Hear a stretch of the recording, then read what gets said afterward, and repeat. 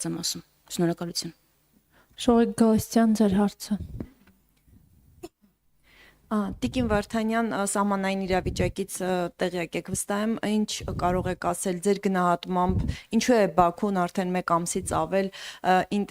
այսինքն ստաբիլ կայուն կրակում եւ կրակոցները ՊՆ-ն մեկ մեկնաբանում է որպես թիրախավորված, մեկը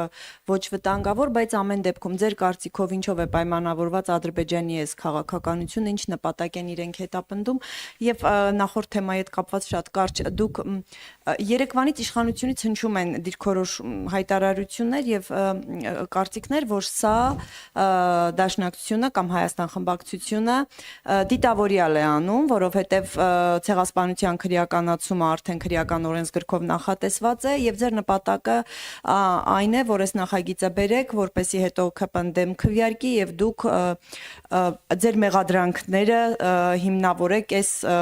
տեղի ունեցածով, որ ահա տեսեք ուրանում են դավաճանությամբ են զբաղվում եւ այսպես շարունակ։ Քանի որ կա ամեն դեպքում այդ քրեականացումը քրեական օրենսգրքում, նախ իրենց այս մեկնաբանություններին խնդրեի արձագանքեք եւ եթե կա ինչու եք նորից բերում այդ նախագիծը։ Շատ լավ, շնորհակալություն հարցի համար։ Նախ եթե վախ այն է, որ դեմ կքվեարկեն, մենք կմեղադրենք, որ ուրանում են ցեղասպանություն, թող դեմ չքվեարկեն։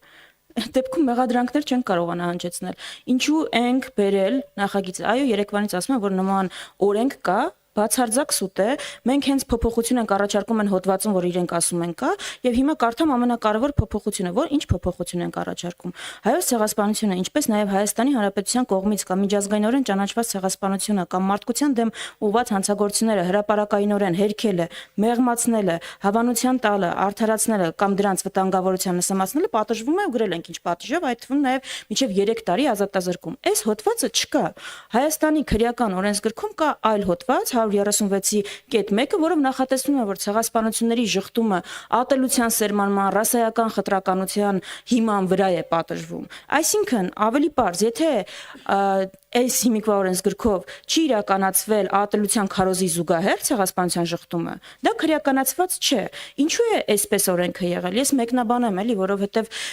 կարևոր հարց է, որովհետև երբ օրենքը գրել են, մտայնությունը այն է եղել, որ ազգությամբ հայը չի կարող հերքել ցեղասպանությունը։ Յան ազգանունով ազգությամբ հայը միայն օտար երկրացին կարող է դա անել եւ դրա պատճառը, դրդապատճառը կարող է լինել ռասայական կամ ատելության քարոզը կամ դրան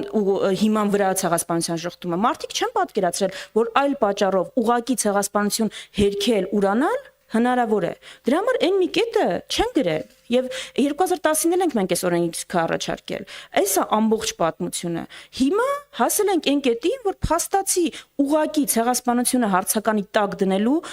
նման հայտարարություններ են եղել։ Նաև իշխանության երեկվա արձագանքներ դրա մասին։ Այսինքն, որ ասում են, մի հատ պիտի հասկանանք դաշնակցությունը ինչ մասնակցություն ունեցել հայոց ցեղասպանությանը, դա Թուրքիայի նարատիվի կրկնություն չի եւ հարցականի տակ դնել չի, փաստը որ թուրքերը իրականացրել են հայոց ցեղասպանություն, ոչ թե որ դա եղել է մեր գործողությունների որևէ գործողության հայկական արձագանք։ Սա է, այսինքն մենք ասում ենք, որ Հայաստանում ցեղասպանության հերքումը, ժխտումը, նսեմացումը ցանկացած հիմքով, անգամ եթե դա ատելության քարոզով չի ուղեկցվել, ուղակի հայտարարություն է, ճիշտ ինչպես Փաշինյանի մի քանի հայտարարություններ պետք է քրեորեն պատժվեն։ Էսա նորամուծությունը,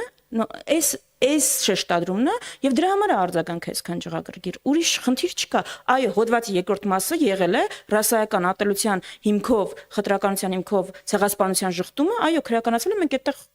ոչ մի բան չենք արել այդ հոդվածի այդ մասի հետ։ Ինչ վերաբերում է Ադրբեջանից կրակոցներին, որովհետև Ադրբեջանը վերջին 5 տարում սովորել է, որ սպառնալիքի լեզվով խոսելու դեպքում, որ ահաբեկչական այդ թվում նաև տեղեկատվական ահաբեկչական արշավներ իրականացնելու պարագայում ինքը ստանում է ավելին, քան կարող էր պատկերացնել, որովհետև ինքը պարզապես պատերազմի սպառնալիքով անցած տարի Տավուշում ստացել է Տավուշյան առաջնագծի կազմաքանդում։ Հիմա եթե դա աշխատում է, եթե Նիկոլ Փաշինյանը իր թիմը վերցնում են դա մեր ժողովրդին վախեցնում են, սարսափեցնում են Ադրբեջանով եւ ասում են այլ ընտրանքը չկա, եթե սա չանենք, մեզ վրա հարձակվելուն ու պիտի զիջենք։ ինչու պիտի դա չօգտագործի Ադրբեջանը։ Դա է Ադրբեջանի պահանջները մեկը չեն, երկուսը չեն, դրանք չեն սահմանափակվել տարածքային որևէ պահանջով։ Միջանցքից սկսած Ադրբեջանի պահանջով տարածքային միջանցքից սկսած, մինչև ադրբեջանցիների բնակեցումը այստեղ իրենց բանակցային օրակարգի հերթական կետերն են։ Հայաստանի սահմանադրության փոփոխությունը, ԵԱՀԿ Միսկի խմբի դիմել համատեղ լուծարման համար եւ այս կոնտեքստում հետաքրքիր է օրինակ ինչ են խոսել ԵԱՀԿ հատուկ ներկայացուցիչի հետ։ Ինչ այդ հարցն են հենց քննարկել, այսինքն այդ պահանջները չեն ավարտվել, միայն ավելանում են այս զիջումներով եւ այդ գործելավոճը Ադրբեջանը տեսել է, որ աշխատում է այս պարագայում։ Դրա համար էլ չնայած նրան որ հայտարարում են որ համաձայնեցված կետ համաձայնեցրել են փաստաթուղթը ու գնում են խաղաղության, Ադրբեջանը ավելի շատ է կրակում, քան միջև այդ հայտարարությունը։ Տեսել եք տենց խաղաղություն գերիները Բաքվի բանտում սահմանին ավելի շատ են կրակում, քան նրանից առաջ, երբ հայտարարել են, որ խաղաղության իրենց անվանումով պայմանագիրը պատրաստ է։ Ես այդպիսի խաղաղություն ուրիշ ոչ միտեղ չեմ տեսել։